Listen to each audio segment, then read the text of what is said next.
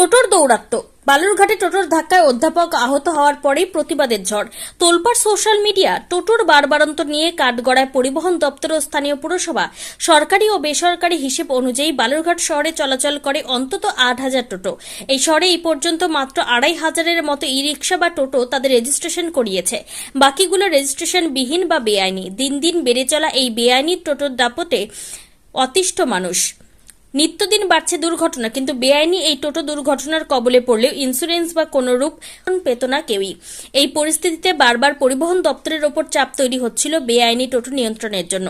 শেষ পর্যন্ত জেলা আঞ্চলিক পরিবহন দপ্তর বেআইনি টোটো চলাচল বন্ধের অভিযান শুরু করেছিল বালুরঘাট শহরে। ধরপাকড় চলছিল পুরসভা কর্তৃপক্ষকে নিয়ে, কিন্তু এই অভিযানগুলি বন্ধ রয়েছে বিগত 1 বছর যাবৎ। এদিকে পরিবহন দপ্তর ও পুর কর্তৃপক্ষ শিথিল হতেই ফের টোটো দৌরাত্ম্য বালুরঘাট শহরে। এর মধ্যে এবার টোটোর ধাক্কায় গুরুতর আহত বালুরঘাট কলেজের প্রাক্তন অধ্যক্ষ তারাশঙ্কর বন্দ্যোপাধ্যায়। গত রবিবার প্রাতঃভ্রমণে বেরিয়ে তিনি দুর্ঘটনার শিকার হন। তাকে প্রথমে বালুরঘাট সদর হাসপাতালে ভর্তি করা হয়, এরপর মালদা এবং সেখান থেকে কলকাতায় নিয়ে যাওয়া হয়েছে। কলকাতার ইনস্টিটিউট অফ নিউরোসায়েন্সে ভর্তি করা হয়েছে। সেখানে 5 ঘন্টা ধরে তার মাথার অপারেশন হয়েছে। মাথার ভেতরে যে কয়েকটি স্থানে রক্ত জমাট রয়েছে তার সবকটি পরিষ্কার করা হয়নি। মাথার ক্ষতস্থানের খুলিটি আপাতত তার পেটের ভেতর সংরক্ষণ করে রাখা হয়েছে। চিকিৎসা কতটা সাড়া দেন সেই মতো পরবর্তী সিদ্ধান্ত নেবেন চিকিৎসকরা। এদিকে বিষয়টি সামনে আসতে শোরগোল পড়ে যায় বালুরঘাটে। তোলপাড় সোশ্যাল মিডিয়া। টোটো দৌরাত্ম্যের বিরুদ্ধে গণ আন্দোলনের রব উঠেছে। বালুরঘাট পুরসভা কর্তৃপক্ষের তরফে জানানো হয়েছে যে এই নিয়ে জেলা প্রশাসনের সঙ্গে বৈঠক হয়েছে। খুব শীঘ্রই অভিযান ও পদক্ষেপ নেওয়া হবে। প্রসঙ্গত প্রাক্তন অধ্যক্ষ ছাড়াও টোটো দুর্ঘটনায় আহত নিহত বেশ কিছু উদাহরণ রয়েছে। গত 9 এপ্রিল 72 বছর বয়সী অশোক কুমার চক্রবর্তী একইভাবে এক অজ্ঞাত পরিচয় টোটোর দ্বারা পেছন থেকে ধাক্কা খেয়ে গুরুতর আহত হন। মাথায় 14টি সেলাই পড়েছিল। দক্ষিণ দিনাজপুর জেলা প্রাথমিক বিদ্যালয়ের প্রাক্তন সভাপতি কল্যাণ কুণ্ডু এমনই দুর্ঘটনায় শিকার হয়ে মারা যান। 12 এপ্রিল টোটোর ধাক্কায় আহত নাবালক শিবমের মৃত্যু হয়েছে। কদিন আগে আমাদের এক মাস্টারমশাই বালুরঘাট কলেজে তারাশঙ্কর বন্দ, তার বিশাল অ্যাক্সিডেন্ট হয়ে গেছে। তিনি সিসিউতে এখন কলকাতায়। কী হবে জানি না, অনেকটাই ড্যামেজ হয়ে গেছে। স্কাল এই পেছনে উঠে গেছে, এখন পেটে রাখা আছে। ওনার শেষ পরিণতি কী আমরা জানি না। এর আগে একজন টিচার মারা গেল। আজকে আমি সকালবেলা আসছিলাম, আমাদের ছাত্রীকে নিয়ে, তার বাবা আসছিল, পায়ের মধ্যে মেরে দিল। আমি টোটোওয়ালাদের দোষ দিই না, আমার কথাই হচ্ছে প্রথম অ্যাডমিনিস্ট্রেশন। এখানে বালুরঘাটে 15,000 টোটো চলে। আপনাদের কাছে কী আছে নিউজ চ্যানেল? 15,000 টোটো চলে এবং গ্রাম থেকে আসে, শহরের টোটো চলে।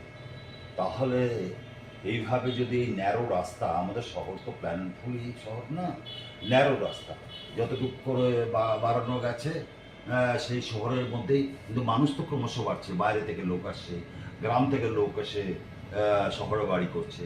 তো এই ন্যারো রাস্তায় টোটোকে যদি এইভাবে পারমিশন দেওয়া হয়, সেটা খুবই অন্যায় হচ্ছে এবং এর পরবর্তীতে কিন্তু চরম আকার নেবে অ্যাক্সিডেন্টে। এটা হচ্ছে এক। দ্বিতীয়ত হচ্ছে আমাদের বহু জায়গা আছে, মিউনিসিপ্যালিটির জায়গা আছে, জেলা পরিষদের জায়গা আছে, টোটোর একটা স্পেশাল স্ট্যান্ড এবং টোটোর জন্য আলাদা একটা রুট করে দিতে পারে তো রাস্তা।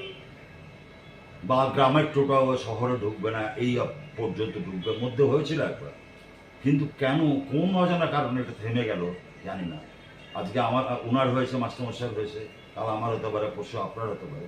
এই বাচ্চা কাচ্চা পড়তে যায়, পড়াশোনা করতে যায়, অনেক বলে এই পাইকারি বাজারটা অশোক মিত্র উঠিয়ে দিয়েছে। কিন্তু টোটো বিষয়ে এত উদাসীন কেন জেলা অ্যাডমিনিস্ট্রেশন, এটা আমরা কিছুতেই বুঝতে পারছি না। অবিলম্বে পূজার আগে এটা বন্ধ করা উচিত, ভাবা উচিত। ওরা, আমরা বুঝি যারা এমএ পাস ছেড়ে টোটো চালাচ্ছে, তার কাজ নেই, কাজ দিতে পারছে না সরকার, তারা কি করবে? পেটের দায় চালাচ্ছে।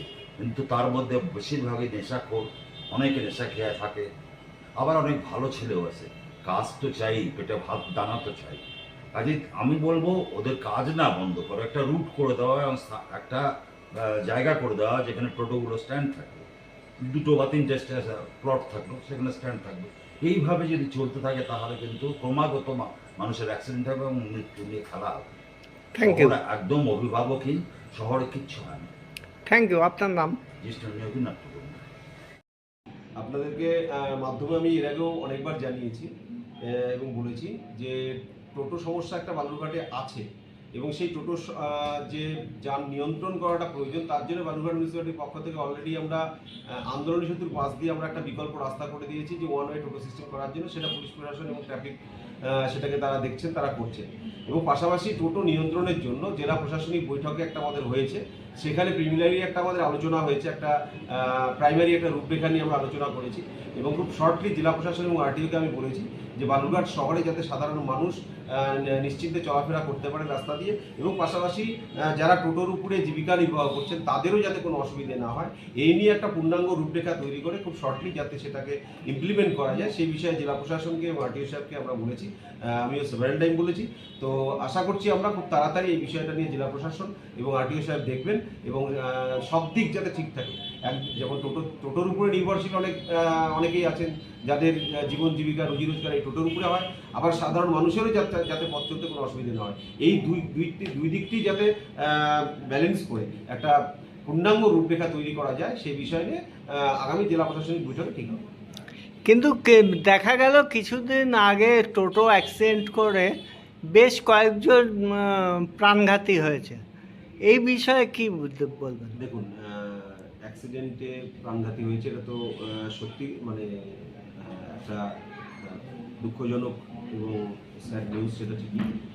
এবার বিষয়টা হচ্ছে যান নিয়ন্ত্রণের ক্ষেত্রে মানে টোটো নিয়ন্ত্রণের ক্ষেত্রে যে সকল বিষয়গুলো করা দরকার সেগুলো এক এক করে আমরা জেলা প্রশাসনগতভাবে এবং পৌরসভাগতভাবে যতটুকু আমাদের প্রচেষ্টা সেটা কিন্তু আমরা অলরেডি করেই আছি।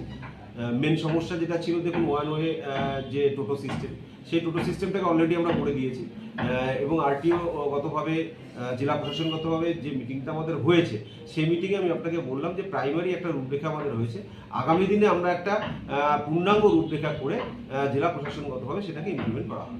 Thank you. আমরা তো নাগরিকরা এটা সাংঘাতিকভাবে এই যন্ত্রণা ভোগ করছি। অদ্ভুতভাবে প্রশাসনের কোনো হেলদোল নাই, একটা রাস্তার মধ্যে 3টে লাইন করে দিচ্ছে টোটো।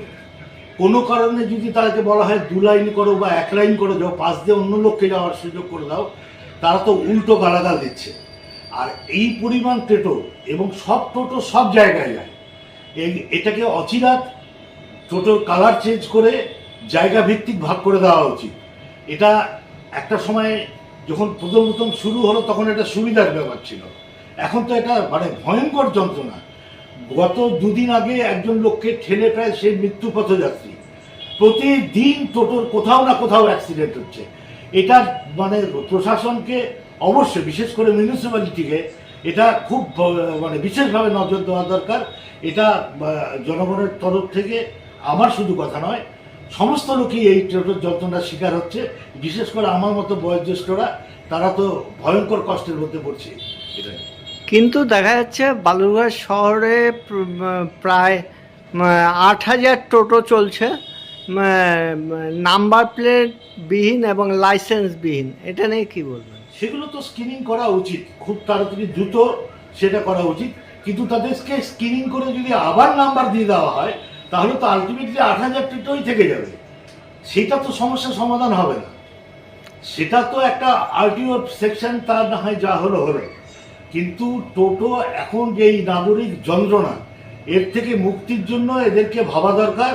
টোটোগুলোকে জোন ভিত্তিক করে এই জায়গার টোটো ওই জায়গায় যেতে পারবে না, এরকম করে একটা জায়গায় যদি ভাগ না করে দেওয়া যায় তাহলে কিন্তু এটা একটা চরম বিপদের সম্মুখীন আমাদের আরও বেশি আগামী দিনে হতে হবে।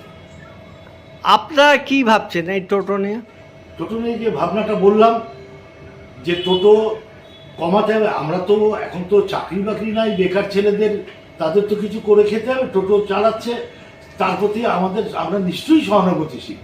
কিন্তু তাই বলে তাদের মানে এত অনিয়ন্ত্রণ, 3টে লাইন একটা অকারণে, মানে কোনো টোটোকে যদি কোনো সময় লাইনে দাঁড়িয়ে যায় 1 কিলোমিটার 1.5 কিলোমিটার খালি টোটোরই লাইন পড়ে যাচ্ছে, এটা তো অসম্ভব। একটা নাগরিক স্বাচ্ছন্দ্য তো বিঘ্ন হচ্ছে তা না, একটা মানে খুব ভীষণভাবে আমরা তার পথচারীদের একটা সমস্যা হচ্ছে। এটা স্কিল করে এটা লিমিটেড একটা জায়গার মধ্যে নিয়ে আসা উচিত এবং এটাকে নিয়ন্ত্রণ করার জন্য বিশেষভাবে নজর দেওয়া দরকার। Thank you. আপনার নাম? আমার নাম অনির্বাণ বাগচি।